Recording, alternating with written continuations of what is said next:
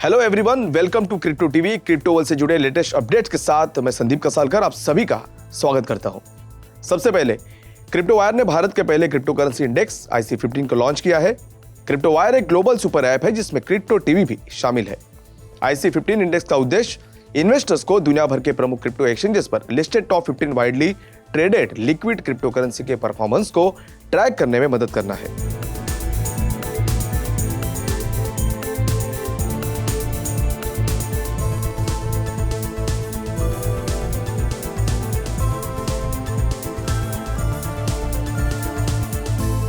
आइए देखते हैं क्या कुछ हुआ क्रिप्टो की दुनिया में। रुक करते हैं पहले हेडलाइंस की ओर।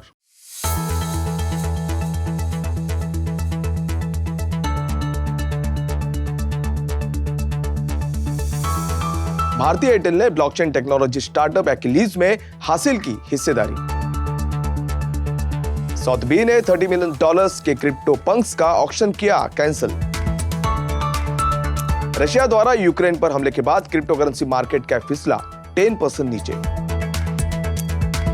क्रिप्टो वेंचर फर्म ANT ने $100 मिलियन पर बंद किया अपना पहला fund. Stock exchange of Thailand 2022 में डिजिटल एसेट एक्सचेंज को करेगा लॉन्च।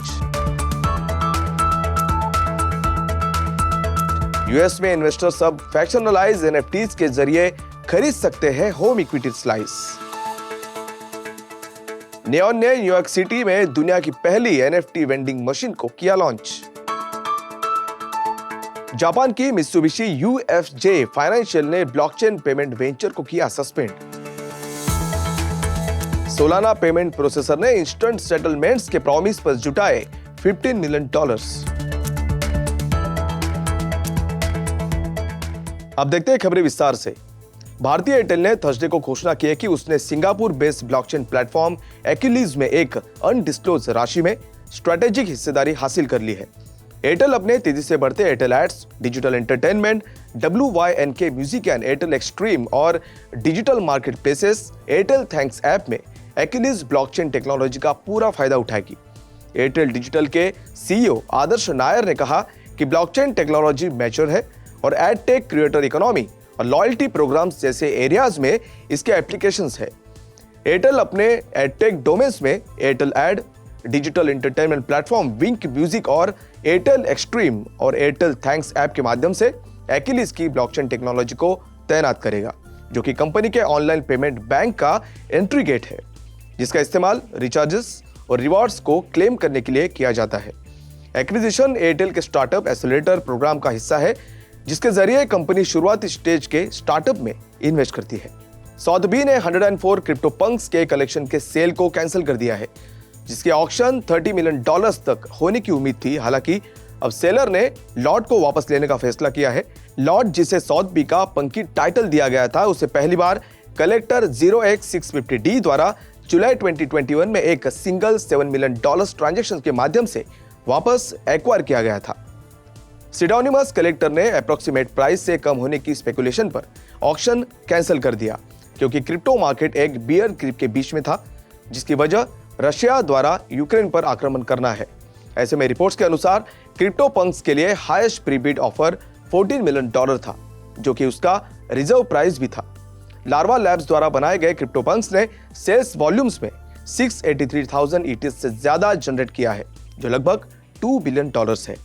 रशिया द्वारा यूक्रेन पर एक स्पेशल मिलिट्री ऑपरेशन शुरू कर दिया है। इस रिपोर्ट के बीच इन्वेस्टर्स ने क्रिप्टो करेंसी और स्टॉक जैसी रिस्क एसेट्स को डंप कर दिया है। इस तरह से बिटकॉइन इंट्राडे ट्रेड्स में लगभग 12% तक की गिरावट आई है। रशियन प्रेसिडेंट व्लादिमीर पुतिन ने कहा कि स्पेशल मिलिट्री ऑक्शन यूक्रेन के डीमिलिटराइजेशन और डीनेजिफिकेशन के लिए है। वहीं यूक्रेन के प्रेसिडेंट ने कहा कि रशिया जल्द ही यूरोप में बड़ा युद्ध शुरू कर सकता है। क्रिप्टो मार्केट्स में लिक्विडेशन में $242 मिलियन से ज्यादा देखा गया, क्योंकि मार्केट्स में रशियन ट्रूप्स के यूक्रेन में आगे बढ़ने का असर देखने मिला। इस तरह से बिटकॉइन पिछले 24 घंटों में 8% से ज्यादा गिरकर $35,455 पर ट्रेड कर रहा था। वहीं इथेरियम उसी दौरान 12% से ज्यादा नीचे फिसलकर $2,383 पर ट्रेड कर रहा था। दूसरी तरफ क्रिप्टो करेंसी मार्केट कैपिटलाइजेशन 10% से गिरकर $1.5 ट्रिलियन हो गया। हालांकि रशिया द्वारा यूक्रेन पर हमले पर रिएक्ट करते हुए ब्यूटेर ने कहा कि ये यूक्रेनी और रूसी के लोगों के खिलाफ एक अपराध है। फर्म ने थर्सडे को एक स्टेटमेंट में कहा कि crypto venture firm ANT capital ने क्रिप्टो और ब्लॉकचेन वेंचर इन्वेस्टमेंट के लिए डेडिकेटेड कैपिटल के $100 बिलियन पूल के लिए फंड रेजिंग का काम पूरा कर दिया है। इन्वेस्टर्स में ग्लोबल फिनटेक जायंट्स, अन्य वेंचर फंड्स के पार्टनर्स और टेक एंटरप्रेन्योर्स शामिल थे, जिस बारे में इसने अपने समर्थकों के नाम का खुलासा किए बिना बताया है। अक्टूबर में ANT ने घोषणा की थी कि उसने $70 मिलियन पर फंड रेजिंग का पहला राउंड क्लोज कर दिया है। ऐसे में अप्रैल में अपनी स्थापना के बाद से ANT ने 30 प्रोजेक्ट्स में $19 मिलियन से ज्यादा इन्वेस्ट किया है, जिसमें crypto lenders Amber Group and Matrixport, custodian service Cobo और इथेरियम सॉफ्टवेयर मेकर कंसेंसस का नाम भी शामिल है। Stock exchange of Thailand SCT 2022 में अपना डिजिटल एसेट एक्सचेंज लॉन्च करने की तैयारी में है। थाई एक्सचेंज के प्रेसिडेंट को उम्मीद है कि देश का crypto regulators Thai securities and exchange commission SEC बहुत जल्द लॉन्च को मंजूरी देगा। स्टॉक एक्सचेंज को क्रिप्टो करेंसी एक्सचेंज के साथ साफ रूप से इंटीग्रेट किया जाएगा, जिसे इन्वेस्टर्स सेट पर ट्रेड करने से पहले अपने क्रिप्टो को फियाट में कन्वर्ट कर सकते हैं।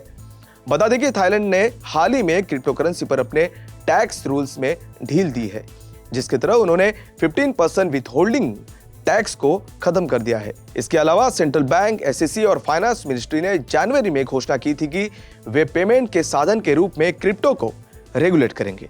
एक US रियल एस्टेट स्टार्टअप ने एक ऐसी सर्विस शुरू की है जो घर के मालिकों को फ्रैक्शनलाइज NFT सेल्स के माध्यम से अपनी इक्विटी के एक हिस्से के साथ भाग लेने की अनुमति देती है। वेस्टा इक्विटी ने अपने NFT non fungible token market place के लिए एल्गोरैंड ब्लॉकचेन का इस्तेमाल किया है, जो पहला पीयर टू पीयर एक्सचेंज है जिसके through whom owners digital collectibles के साथ इक्विटी के छोटे से हिस्से को लेवरेज और सेल कर सकते हैं। फ्रैक्शनलाइज NFTs जो रेसिडेंशियल राइट्स कॉन्फर नहीं करते हैं, उन्हें सुरक्षा के रूप में पैक किया जाता है और सिक्योरिटीज और एक्सचेंज कमीशन के साथ रजिस्टर किया जाता है। CEO Michael Carpentier Vesta equity holders traditional equity investments के कॉम्प्लीमेंट के लिए रियल एस्टेट एसेट्स को एक पोर्टफोलियो बना सकते हैं। नियॉन NFT और सभी के लिए डिजिटल कलेक्टिंग प्लेटफॉर्म ने आज घोषणा की है कि उसने न्यूयॉर्क सिटी के फाइनेंशियल डिस्ट्रिक्ट में दुनिया की पहली NFT वेंडिंग मशीन शुरू की है।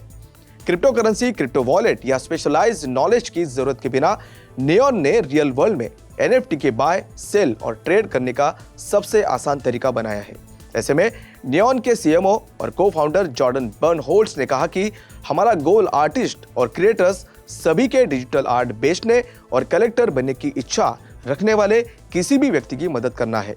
वॉल स्ट्रीट से कुछ दूर लोकेटेड मशीन USD क्रेडिट और डेबिट कार्ड स्वीकार करती है और फिर चुने हुए NFT के लिए एक यूनिक कोड के साथ एक बॉक्स देती है, जिसे नियॉन प्लेटफॉर्म पर आसानी से रिडीम किया जा सकता है। ये वेंडिंग मशीन 24 घंटे खुली रहती है। जापान के सबसे बड़े फाइनेंशियल इंस्टीट्यूशंस में से एक Mitsubishi UFJ financial group MUFG ने कहा कि वो अपने high speed blockchain payment network venture GoNet Japan को निलंबित करने के साथ ट्रेड को क्लोज कर देगा। ऐसे में जापानीज फाइनेंशियल कॉन्ग्लोमरेट ने कहा कि क्लोजर खास तौर से महामारी के बीच हार्श बिजनेस इन्वायरमेंट के कारण हुआ था। साथ ही प्रोडक्ट के कमर्शियलाइजेशन में अनुमान से ज्यादा समय लगते हुए देखा गया था। फर्म ने कहा कि यह वेंचर में अपने क्लाइंट्स और पार्टनर्स के साथ कंसल्ट करने के बाद लिक्विडेशन की प्रक्रिया शुरू करेगी। MUFG का डिसीजन इस महीने की शुरुआत में 2023 में जापानीज येन से जुड़ी एक स्टेबल कॉइन जारी करने की योजना की घोषणा के बाद आया है। आज के लिए बस इतना ही। क्रिप्टो वर्ल्ड से जुड़ी नई खबरों के साथ बने रहिए क्रिप्टो टीवी के साथ। तब तक के लिए मैं संदीप कसालकर आपसे विदा लेता हूं। नमस्कार।